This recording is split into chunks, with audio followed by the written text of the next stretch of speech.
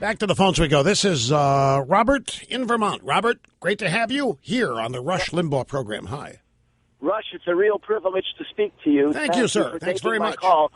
I have to confess, I am a college professor, a business professor at a liberal arts college in Vermont.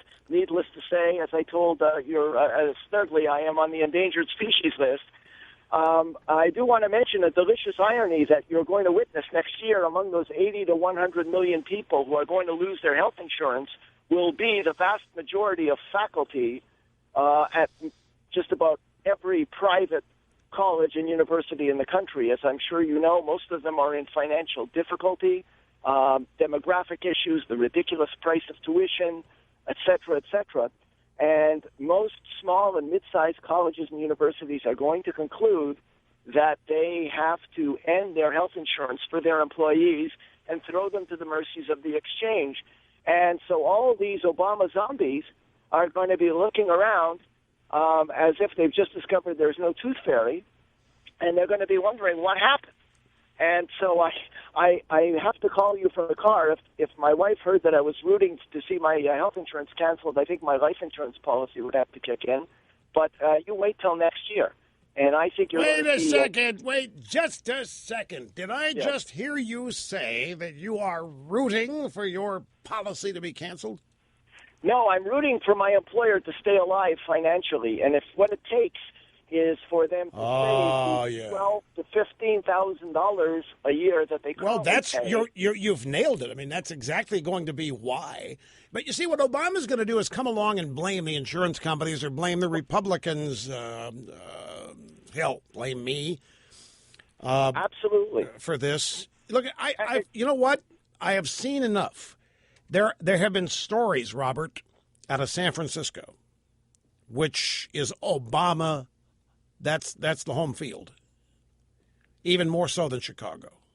San Francisco is home field. There are dyed-in-the-wool robotic liberals out there who have had their insurance canceled. They have lost it all. They're fundraisers for Obama. I've seen two different stories on this. Different people, families, man and wife. They've had their insurance canceled. They have decided that they are going to reduce their income in order to qualify for subsidies. And they still support Obama. And they still support Obamacare, even though, well, you can shake your head in there, but that's what the news said.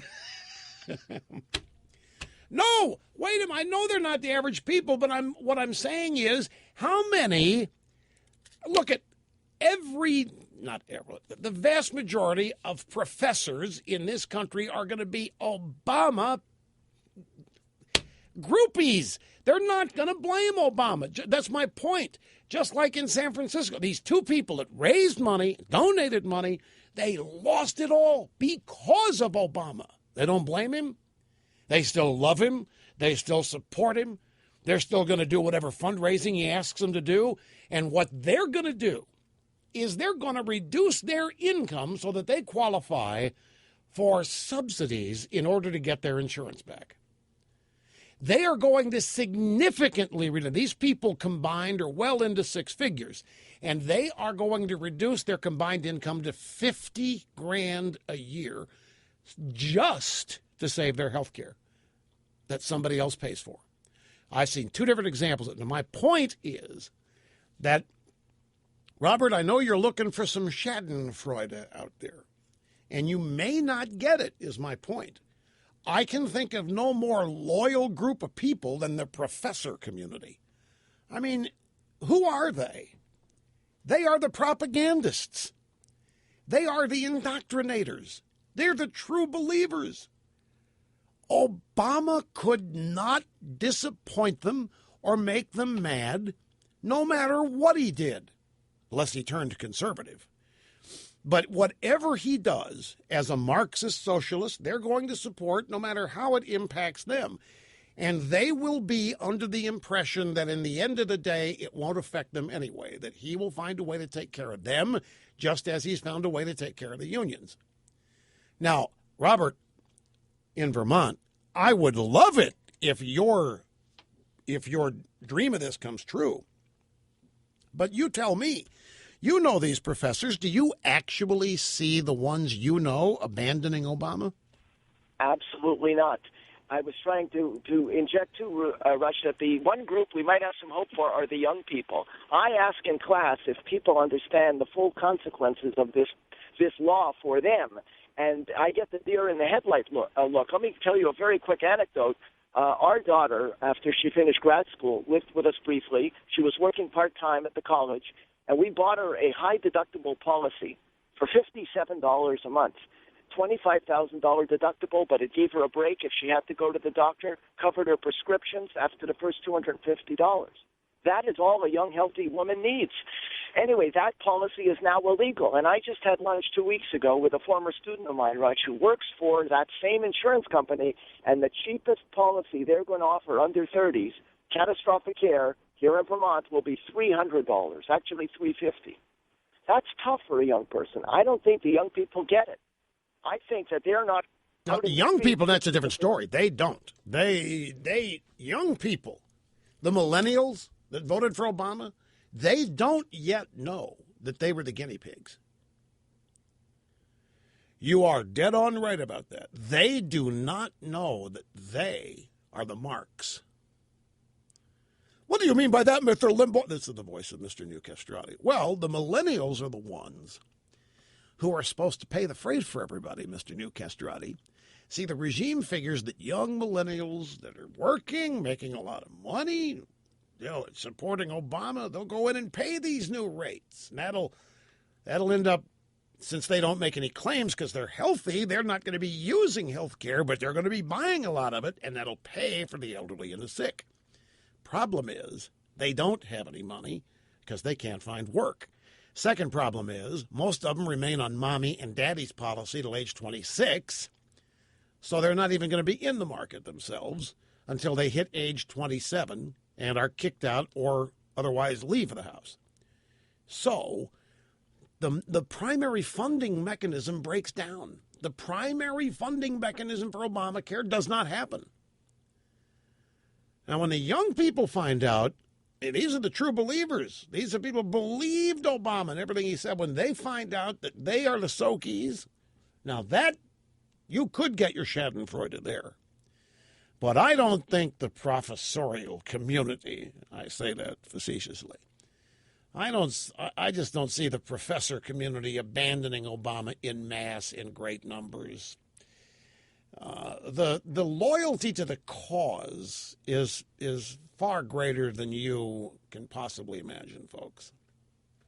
It's their life. It's their religion. It's not, with these people, it's not even a practiced belief of it. It is their religion. Liberalism, the New Deal is their Bible. Abortion is their sacrament. There's no talking them out of it, and there's no real life experience. And you're a Christian. Could anything happen to make you renounce it? Anything somebody says? Is there anything, say, an atheist could do to make you renounce your Christianity? There isn't. Well, that's the same kind of deal we have with these people in Obama. It's their religion. And no matter what happens to their health care, they're going to stay loyal to the Messiah, which goes back and forth from a tree to Obama. When Obama's not president, the Messiah for them is a tree or some part of nature. When Obama's the top dog, then he's the Messiah. And it's blind faith. It's total blind faith. Just like whatever you and your religion is, because faith is all you've got. Nobody can prove their religion. Faith is it. That's what's so important about faith. And these people, that's why they rip into Christianity so much, why they hate it. It's a threat. It's a threat to their own religion. It's a threat to their own religious beliefs. That's why they target the Catholics so much. Hell, look at this. Georgetown University, complimentary condom delivery service at Georgetown reportedly plagued with vandalism problems. Students say that envelopes of condoms they placed on their doors have repeatedly been torn down. A student threatened to donate to Planned Parenthood for each act of vandalism. And this is from the Campus Reform website. Members of a liberal student group at Georgetown University, which is a Catholic school, say that unknown vandals have repeatedly ripped down envelopes full of condoms that they place on their doors as part of a campus-wide condom delivery service. The student group describes itself as a pro-choice, pro-reproductive justice group, began offering the condom service at Georgetown this fall. Georgetown's administration said that it would not interfere with this, despite their Catholic affiliation, because dorm rooms are free speech zones. Well, hell's bells, folks, if a Catholic institution is not even going to stand up for itself, in this case, Georgetown, you'd never see the libs caving like this. Their religion is never going to cave like this. So, they, honest to God, folks, they have a condom delivery service at Georgetown. Can these people not see how that objectifies women on that campus? What the hell is the purpose of a condom? And they're doing this under the guise of reproductive justice? How hard is it to have a condom on hand? How hard is it to have a condom handy at all times? Why in the world do you need a condom delivery service unless you are a skinflint who thinks that everybody else ought to be buying your condoms and your birth control pills? And we happen to know that there are plenty of them. And at Georgetown, dormitory doors are free speech zones. Dormitory doors, and so the administration can't step in and stop the complimentary condom delivery service at Georgetown University. So I just don't see the professor community falling out with Obama. Now, folks, there's a story, Lisa Myers here at NBC News. Large employers cite Obamacare Cadillac tax in reducing benefits. And this will largely involve, in this case, it's a university professor. I have the details. I got to take a break here. I mean, I'm losing control of the programming format. Don't go away.